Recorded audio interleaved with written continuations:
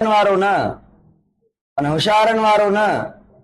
मां समझा ता वडा होशियार हो आयो माशाअल्लाह, पर मां अगर ये समझा ऐं उडारी उडारी वञा समझी वियो पोइ कम न हलंदो।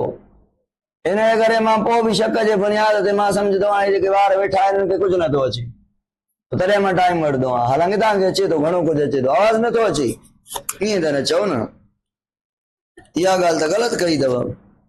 छो नथो अचे आवाज़? अचे थो न, सही थो अचे, क्लियर अचे थो। ओके, हरू भरू मैसेज कई अलाए कहीं पर डिजाए छड़ियो। सुन ले भाई, हाइपोथैलेमस हमारा टॉपिक है। आपको पता है ये सीएनएस का हिस्सा है, इंटरन्यूरॉन्स का बना हुआ है, दिमाग का पार्ट है, लिम्बिक सिस्टम का पार्ट है, फोर ब्रेन का पार्ट है। ये सारी चीजें सही है, ये सारी चीजें सही हैं। तो अगर दरवाजा बंद कर जो, हाँ मकसूद मियाँ दरवाजा बंद कर जाए। तो हाइपोथैलेमस के अंदर जो न्यूरॉन है ना, कल हमने पढ़ा था कि क्या करते हैं, हार्मोन भी बनाते हैं।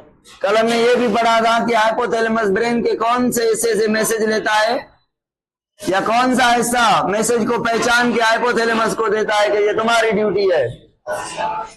दरवाजा बंद करे शरीदा, थैलेमस है ना, तो थैलेमस मैसेज देता है हाइपोथैलेमस को, फिर हाइपोथैलेमस मैसेज को देख के क्या बनाता है पता है? हाइपोथैलेमस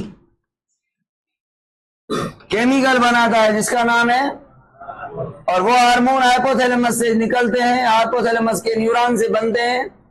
इसीलिए न्यूरॉन को हम कहते हैं न्यूरोसिक्रेटरी सेल्स। हालांकि हार्मोन बनाना ग्लैंड का काम है और ग्लैंड न्यूरॉन नहीं होते, बट ये वाहिद सेल्स हैं हाइपोथैलेमस के, हैं भी न्यूरॉन, और काम किसका? ग्लैंड का। तो न्यूरोसिक्रेटरी न्यूरोग्लैंडुलर सेल्स हैं न्यूरॉन हाइपोथैलेमस के। इंटर न्यूरॉन होंगे या सेंसरी न्यूरॉन होंगे या मोटर न्यूरॉन होंगे? इंटर न्यूरॉन है, इंटर न्यूरॉन है, ब्रेन का ऐसा है, तो सेंसरी कैसे होंगे? तो भाई अगर मैं न्यूरॉन बनाऊं हाइपोथैलेमस की, अगर मैं न्यूरॉन बनाऊं तो पता है न्यूरॉन कहां पे है हाइपोथैलेमस वाले? ये हाइपोथैलेमस न्यूरॉन का बना हुआ होगा, सारे का सारा ये मास होगा न्यूरॉन का। समझ आ रही है ना? पिट्यूटरी ग्लैंड ऐसे सेल से बना हुआ होगा और ये न्यूरॉन से। तो वो जो न्यूरॉन है उनकी सोमा इधर है, डेंड्राइट इधर है, और उनके जो एक्सॉन है इधर आके टर्मिनेट हो रहे हैं। कहां पे? हाइपोथैलेमस का न्यूरॉन है, बस उसकी चोटी खत्म कहां हो रही है? कौन से पिट्यूटरी में? Posterior pituitary. पिट्यूटरी मटर जितना है और उसका एक लोब है पोस्टीरियर लोब, एक है आगे वाला एंटीरियर लोब। इंसान के अंदर दो लोब है, बाकी एनिमल्स के अंदर देखेंगे तो एक तीसरा लोब भी है, पतला सा 2 लेयर वाला मीडियन लोब। बाकी एनिमल्स में उस मीडियन लोब से ये बनता है एमएसएच, मीडियन लोब में से। बट ह्यूमन में मीडियन लोब है ही नहीं, तो एमएसएच मीडियन लोब से बनेगा? कहां से बनेगा? एंटीरियर से बनेगा। तो एमएसएच क्या है? मेलेनोसाइट स्टिमुलेटिंग मेलेनोसाइट, मतलब वो बॉडी के सेल जो मेलानिन पिगमेंट बनाए उन सेल को स्टिमुलेट करेगा, मतलब ये हार्मोन बनाएगा, इन सेल को भेजेगा क्या कहने के लिए कि क्या बनाओ? पिगमेंट बनाओ, मेलेनोसाइट। मेलेनोसाइट सेल का नाम है। इस सेल के पास ये जाएगा कि बनाओ, मैं आ गया हूं, बनाओ क्या? मेलानिन। कब जाएगा? जब धूप लगेगी, जब पिगमेंट की जरूरत होगी। तो जितना धूप का मजा चखेंगे उतना कलर डार्क होगा, उतनी ज्यादा पिगमेंट बनेगी। तो ये स्टिमुलेट कैसे होता है? लाइट से। इसे एक्सटर्नल स्टिमुलस चाहिए तभी हार्मोन बनता है। और अगर हाइपोथैलेमस चाहे पिट्यूटरी को कहे एमएसएच ना बनाओ, भले आदमी धूप पे खड़ा हो, मेलानिन बन गई है, बहुत बन गई है, बस इससे और ज्यादा। तो क्या करता है पता है? ये एक हार्मोन बनाता है। कौन? नॉट पिट्यूटरी, हाइपोथैलेमस हार्मोन बनाता है जिसका नाम है MSH inhibiting factor. MSH inhibiting factor. ये जब हाइपोथैलेमस से पिट्यूटरी में आएगा तो पिट्यूटरी एमएसएच को बनाना बंद कर देगा। समझ आई? पूछूं, एमएसएच का बनना हाइपोथैलेमस के कंट्रोल में नहीं है, एमएसएच को रोकना इसके कंट्रोल में है। ये बात सही है? क्यों? कि इसका बनना स्टिमुलस के कंट्रोल में है। बाहर की स्टिमुलस लगेगी, पिट्यूटरी ऑटोमेटिकली बनाएगा, बट इसके कंट्रोल में है भी सही। कैसे? कि जब ये चाहे कि ना बनाओ तो पिट्यूटरी नहीं बना सकता, भले फिर लाइट लगे। अगर ये एमएसएच इनहिबिटिंग फैक्टर आ गया तो ये बनेगा। बहरहाल काम की बात, कुछ न्यूरॉन ऐसे हैं जिनकी जो चोटियां हैं वो कहां पे आके खत्म हो रही हैं, और कुछ न्यूरॉन ऐसे हैं जिनकी चोटी नहीं आ रही है इंटीरियर में, हाइपोथैलेमस में ही खत्म। ये न्यूरॉन है, इनकी चोटी पिट्यूटरी तक है, मतलब ये पोस्टीरियर पिट्यूटरी हाइपोथैलेमस से कनेक्टेड है थ्रू न्यूरॉन के एक्सॉन के थ्रू, है ना? नहीं। और एंटीरियर पिट्यूटरी कनेक्टेड नहीं है। कहते हैं कि पोस्टीरियर से बनते हैं ऑक्सीटोसिन और ये कहते हैं, ऐसा है नहीं, बुक में लिखा हुआ है, ऐसा है नहीं। आगे चल के बुक वाला कहता है मैंने तो मजाक की थी, दरअसल ये यहां से रिलीज होते हैं, बट ये हाइपोथैलेमस के न्यूरॉन की सोमा के ऑर्गेनेल गोल्जी बॉडी बनाती है। हार्मोन्स प्रोटीन है दो, राइबोसोम से फिर गोल्जी बॉडी से सिक्रेशन होती है, सबको पता है, बनते हैं और एक्सॉन से ट्रांसपोर्ट होके एक्सॉन के टर्मिनल में स्टोर होते हैं। बट वो टर्मिनल कहां है? तो पोस्टीरियर पिट्यूटरी में स्टोर होते हैं या बनते हैं? स्टोर होते हैं, वो भी इसके सेल में। रीजन इसका है पोस्टीरियर का, है ना? तो जब नीड होती है ऑक्सीटोसिन और एडीएच की, एट दैट टाइम ये पोस्टीरियर पिट्यूटरी ग्लैंड के अंदर से रिलीज होते हैं, रिलीज होते हैं। एक किस्सा, एक और किस्सा है, सुने।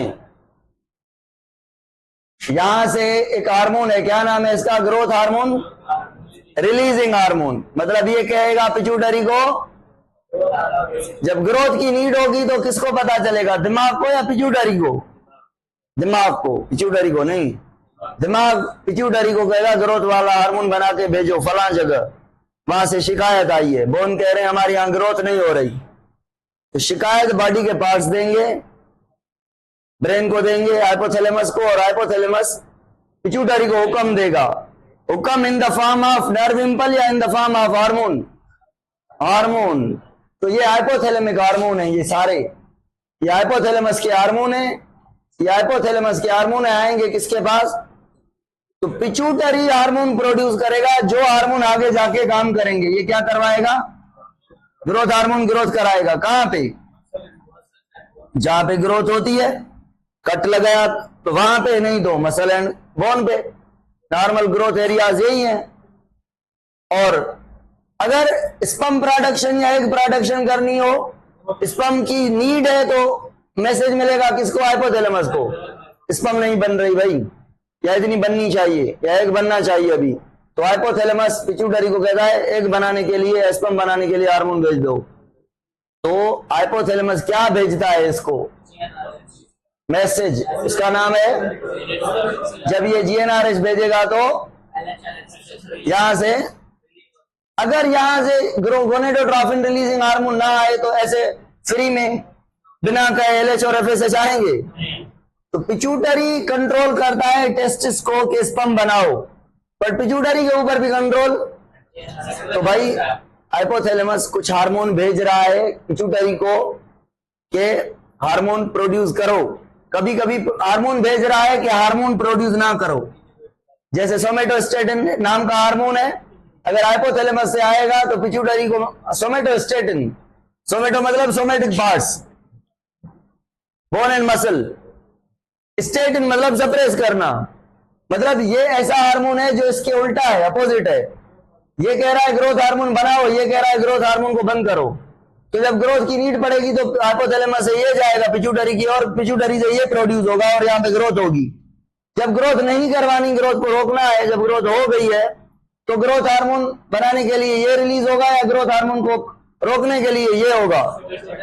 तो ये इनहिबिटिंग हार्मोन है या रिलीजिंग हार्मोन है? इनहिबिटिंग का क्या मकसद हुआ कि जो पिट्यूटरी में जाके पिट्यूटरी से हार्मोन को की प्रोडक्शन को बंद करवाएं, और ये पिट्यूटरी के पास जाके पिट्यूटरी से हार्मोन बनवाएं।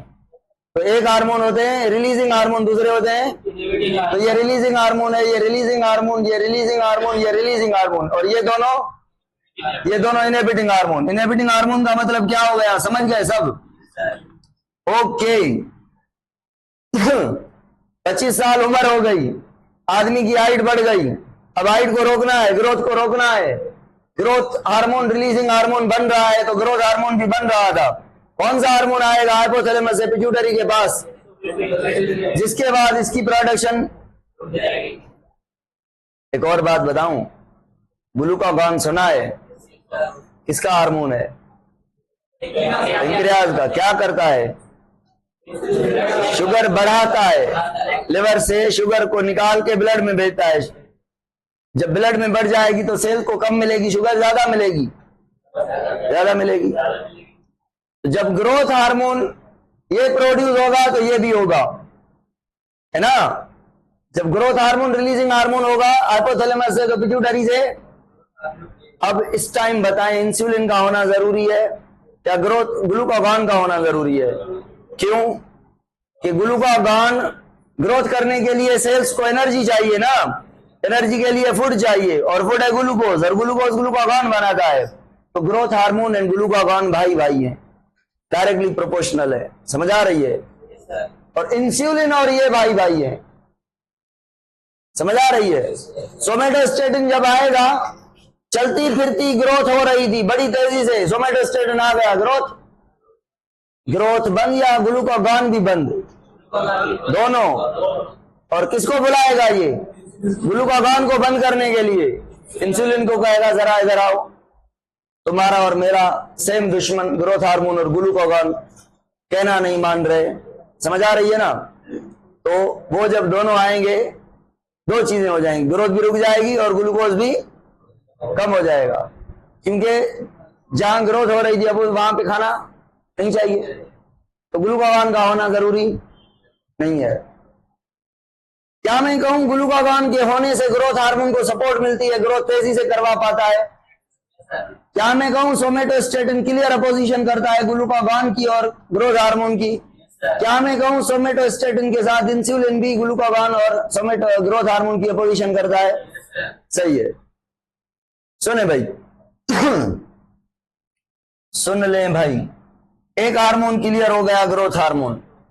बाकी एक छोटी सी सिंपल बात है, ग्रोथ हार्मोन की वजह से 3 डिसऑर्डर होते हैं, इनको पढ़ेंगे अभी अभी। पहले एक और बात बताएं, एंट्री वाले बच्चे हैं इसीलिए इसी पेज पे पढ़ा रहा हूं। पहले मुझे बताएं, जब ग्रोथ गोनेडोट्रोपिन रिलीजिंग हार्मोन आएगा तो यहां से क्या बनेगा?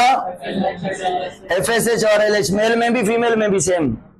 मेल में ये दोनों हार्मोन स्पर्म बनवाएंगे, फीमेल में ये दोनों हार्मोन, क्या मैं कहूं, फीमेल में ये फॉलिकल को स्टिमुलेट करेगा, है ना? और मेल के अंदर क्या करता है? सेल होते हैं सेरोटोली, उनको स्टिमुलेट करता है, याद है ना? और ये लेडिक सेल को, ICSH को क्या कर रहा है? इनको टेस्टोस्टेरोन प्रोड्यूस करवाता है। ये आगे कमिंग चैप्टर में पढ़ेंगे, रिप्रोडक्शन में, या गोनेड टॉपिक आएगा उसमें डिटेल में पढ़ेंगे। गोनेड टॉपिक आएगा इसी चैप्टर में, उसमें डिटेल में पढ़ेंगे। ये तो अभी ओवरव्यू दे रहे हैं ना सारे चैप्टर का, आज ओवरव्यू हो रहा है। ये एक टॉपिक है पूरा, ये टॉपिक है, ये टॉपिक है, ये टॉपिक है। एक एक दिन में या एक दिन में 2 टॉपिक रोज पढ़ेंगे, आज सबका ओवरव्यू हो रहा है। चलें भाई, क्लियर है FSH और LH सबको? अगर CRF मतलब कार्टिकोस्टेरॉइड जो है, कार्टिकॉइड जो हार्मोन है, कार्टेक्स से कौन से हार्मोन प्रोड्यूस होते हैं? एटर्नल कॉर्टेक्स से।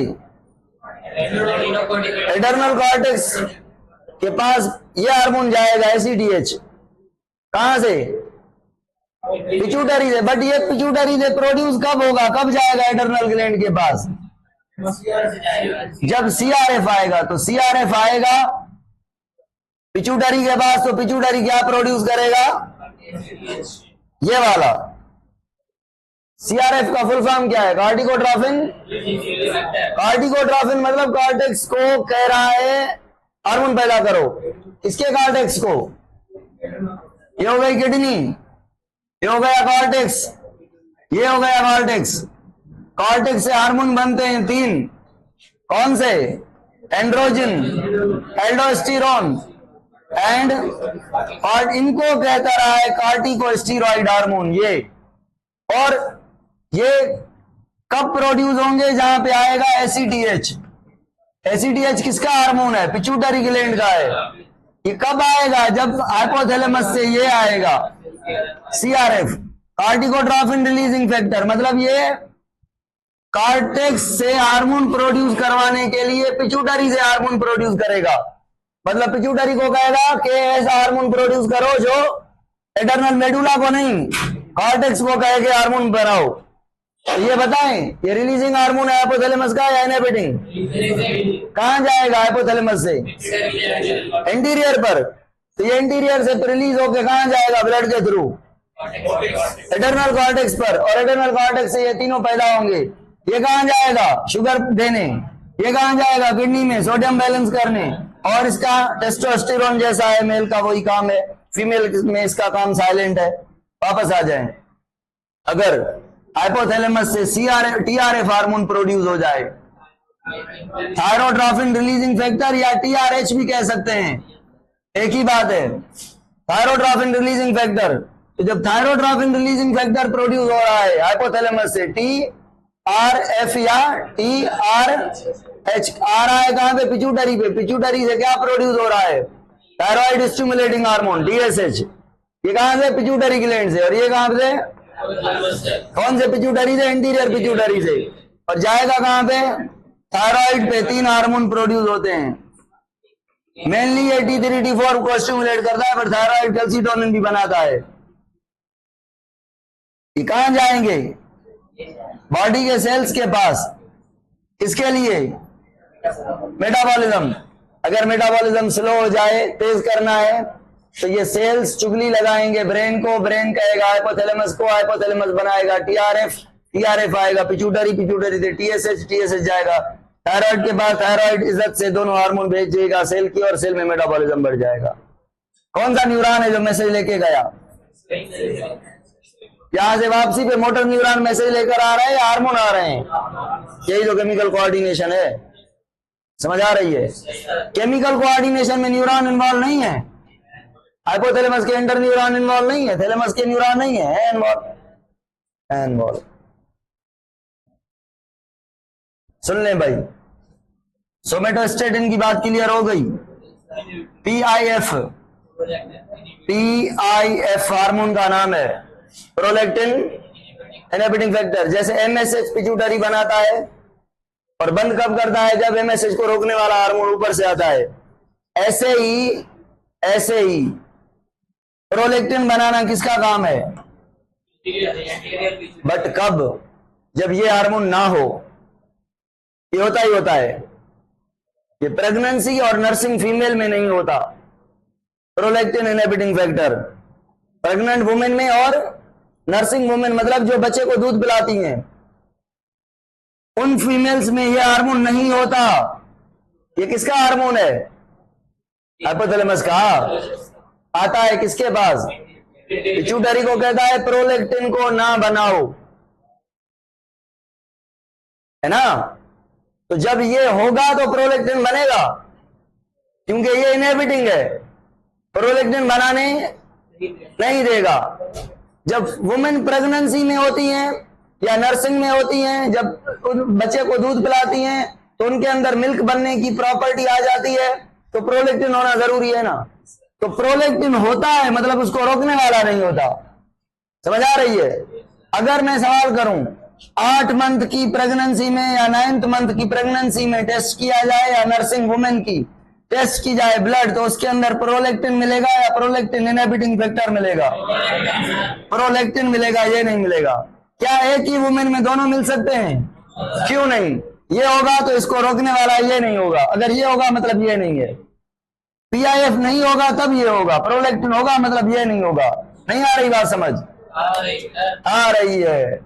तो क्या मैं कहूं कि सोमेटोस्टेटिन और पीआईएफ दोनों इनहिबिटिंग हार्मोन है हाइपोथैलेमस के, एंटीरियर पे आते हैं। ये ग्रोथ हार्मोन को रोकता है और ये प्रोलैक्टिन को रोकता है। जब ये 0 हो जाएगा तब ये बनेगा, जब ये नहीं आएगा तब ये बनेगा।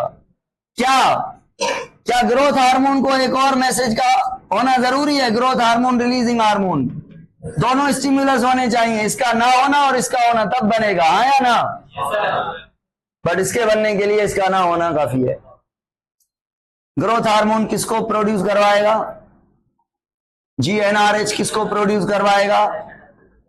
कहां से? TRF किसको प्रोड्यूस करवाएगा?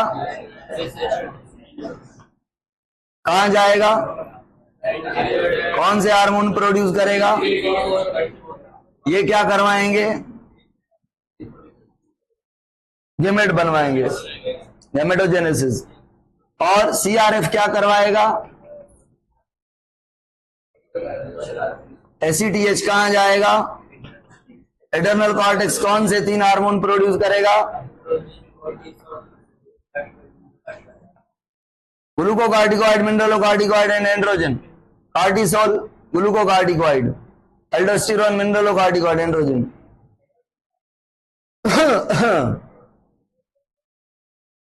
क्या बचा हार्मोन? 1 2 3 4 5। अच्छा, MSH इधर लिखूं या MSH इधर लिखूं? कौन सा वाला सही है?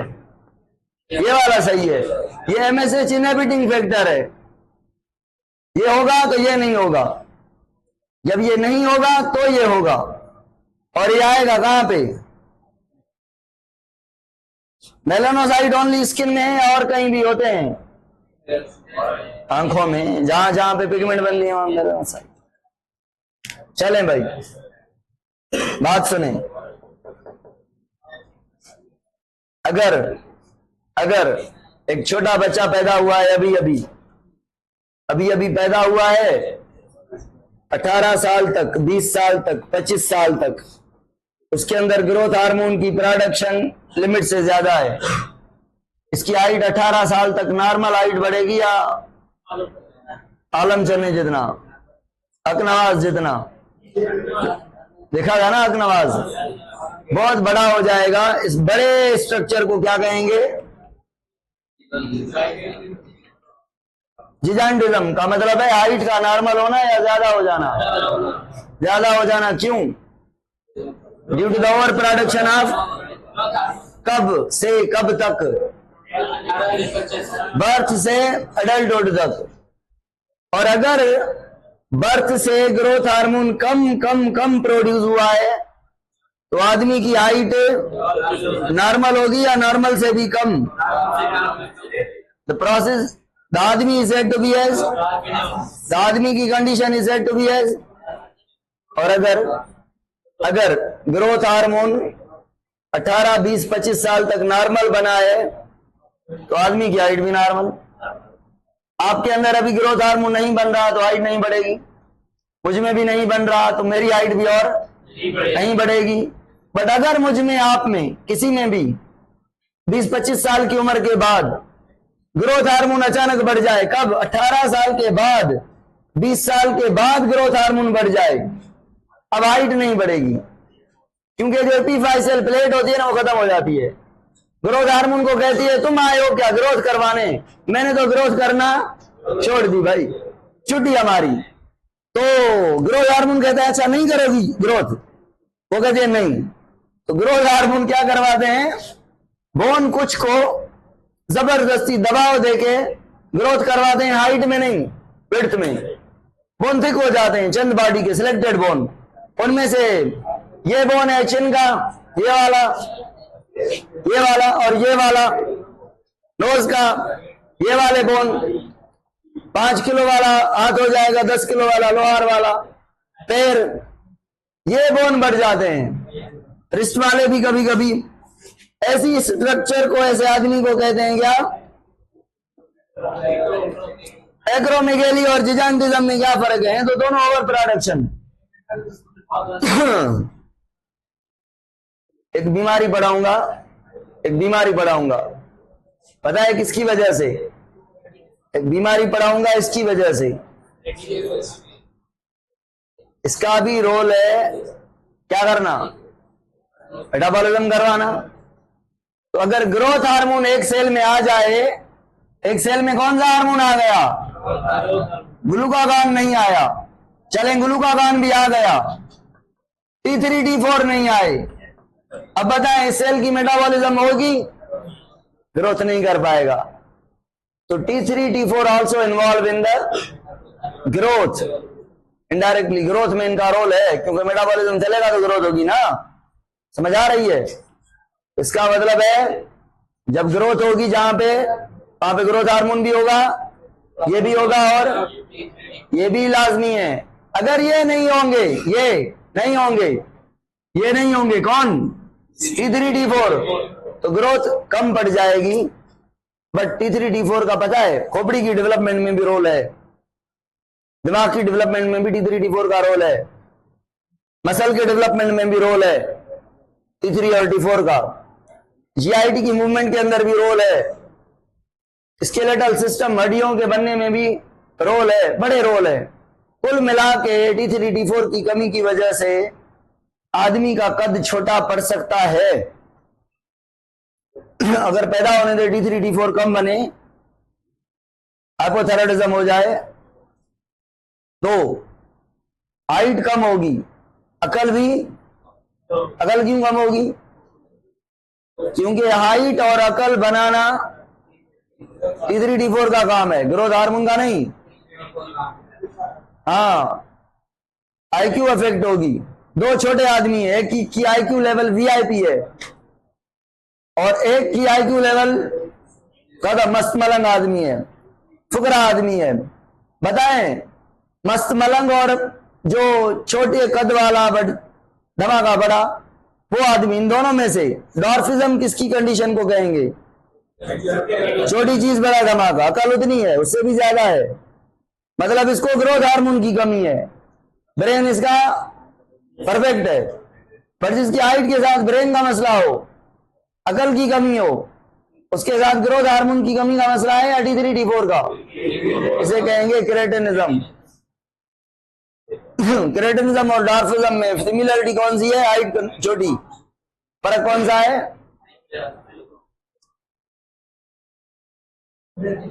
अब एक और बात सुने, आपने ये तो मुझसे नहीं पूछा कि सर ये जो हार्मोन है कौन कौन से? सर ये जो हार्मोन है GARH, GnRH, CRF, TRF, somatostatin और PIF, ये हार्मोन एंटीरियर तक आएंगे कैसे जबकि न्यूरॉन कनेक्टेड है ही नहीं? तो आपको पता है ब्लड वेसल होती है, यहां से क्रॉस करती हैं, यहां से क्रॉस कर रही हैं। कहां से क्रॉस कर रही हैं?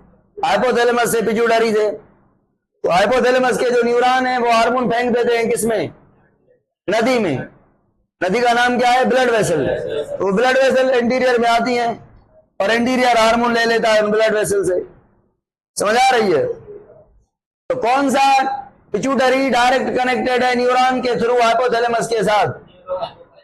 न्यूरो हाइपोफाइसिस किसको कहेंगे? क्योंकि ये डायरेक्ट हाइपोफाइसिस पिट्यूटरी का नाम है। दूसरा एडिनो हाइपोफाइसिस कहते हैं एंटीरियर पिट्यूटरी को। एडिनो का मतलब है पोर्टल सिस्टम वाला।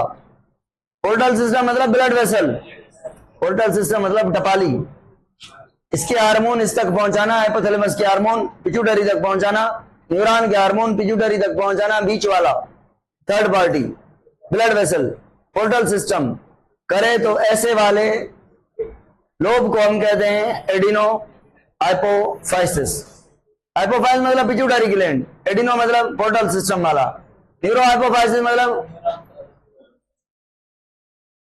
एक पिट्यूटरी ग्लैंड को हम कहते हैं नॉन ग्लैंडुलर, क्यों? पोस्टीरियर को कहते हैं, क्यों? उसमें secretory cells, glandular cells, hormone बनाने वाले सेल नहीं है, बट वो हार्मोन रिलीज करता है। अगर एमसीक्यू वाला कहे एंटीरियर पोस्टीरियर पिट्यूटरी से कौन से हार्मोन बनते हैं, तो कहना एडीएच और ये।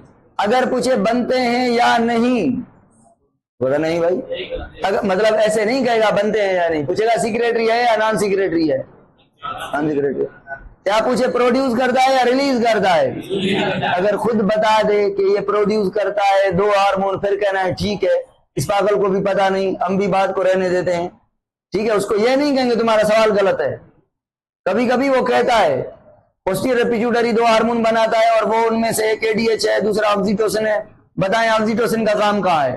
तो चुप करके काम बताना है, एक्स्ट्रा एफिशिएंसी थोड़ी दिखानी है।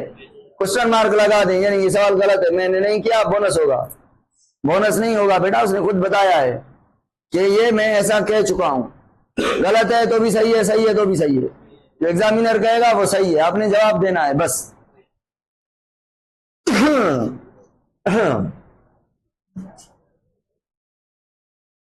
बताएं एडीएच एंड ऑक्सीटोसिन के काम।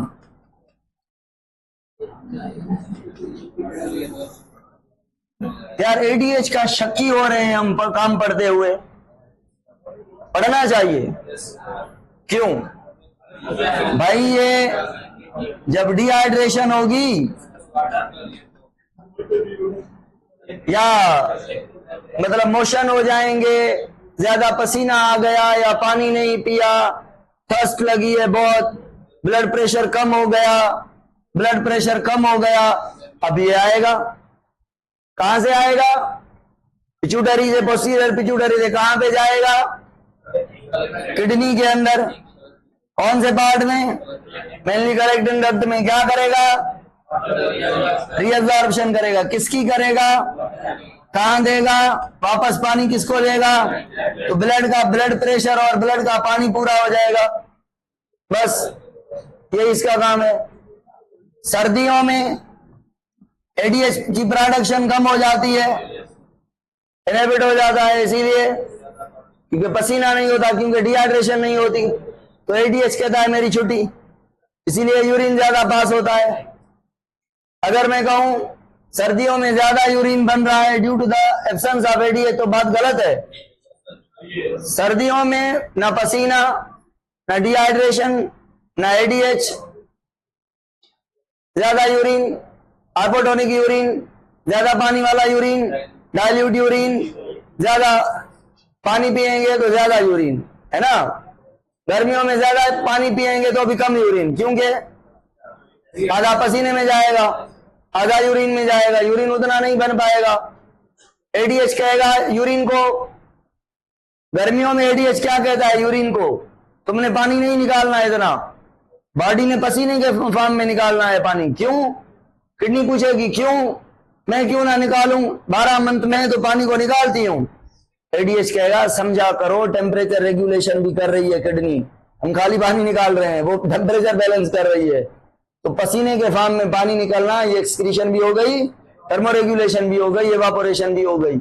इसलिए एडीएच से ज्यादा बेहतर काम पसीना करता है गर्मियों में। इसलिए एडीएच कहता है मैं पानी को ना जाने दूं, पानी को वापस करूं, ताकि ये वाला पानी भी अगर निकालना है भी तो पसीना निकाले, क्योंकि उससे पानी भी बैलेंस होगा और पानी टेम्परेचर भी बैलेंस होगा। ऑक्सीटोसिन का काम कहां है? यूटेरस पर और मिल्क की डक्ट्स पर।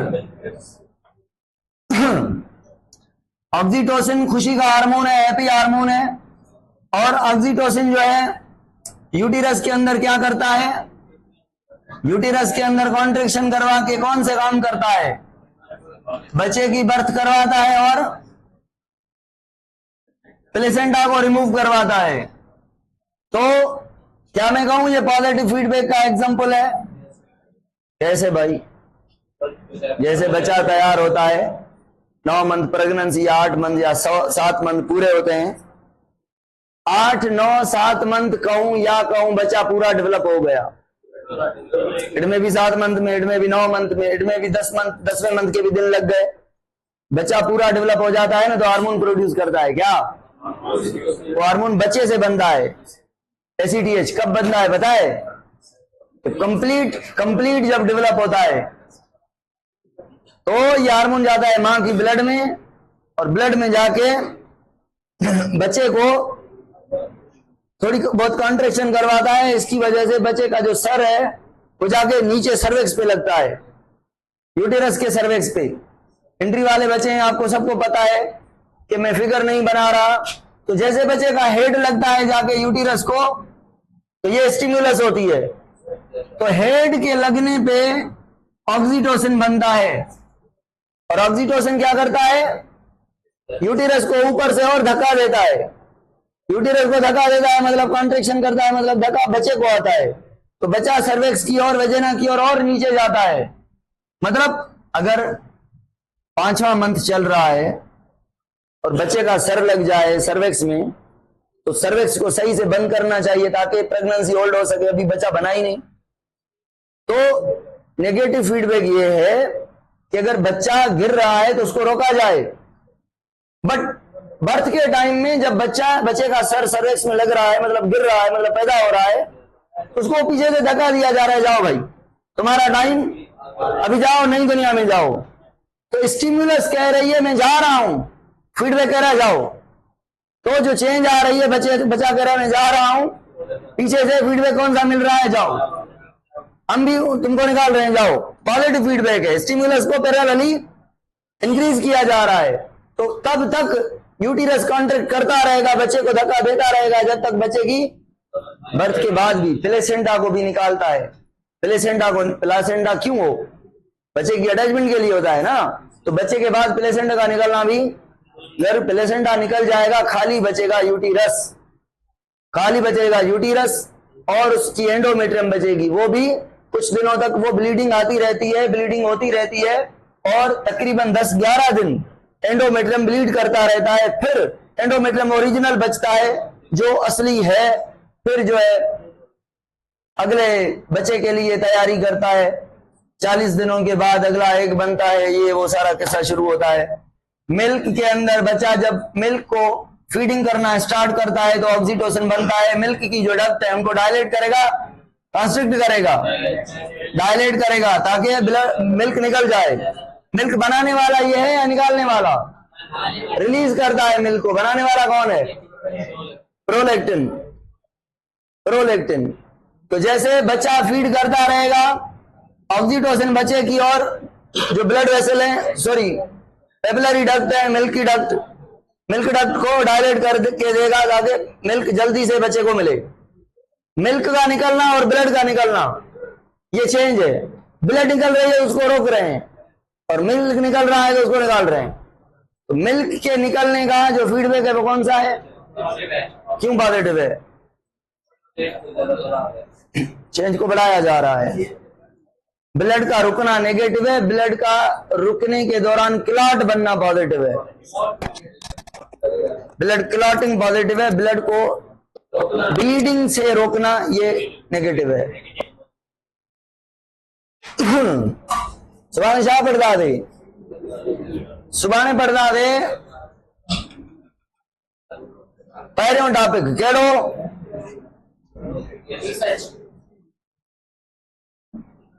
ओए टॉपिक हाइपोथैलेमस पिट्यूटरी को कैसे कहता है कि थायराइड को कहो कि T3 और T4 बनाए और मेटाबॉलिज्म कैसे करते हैं।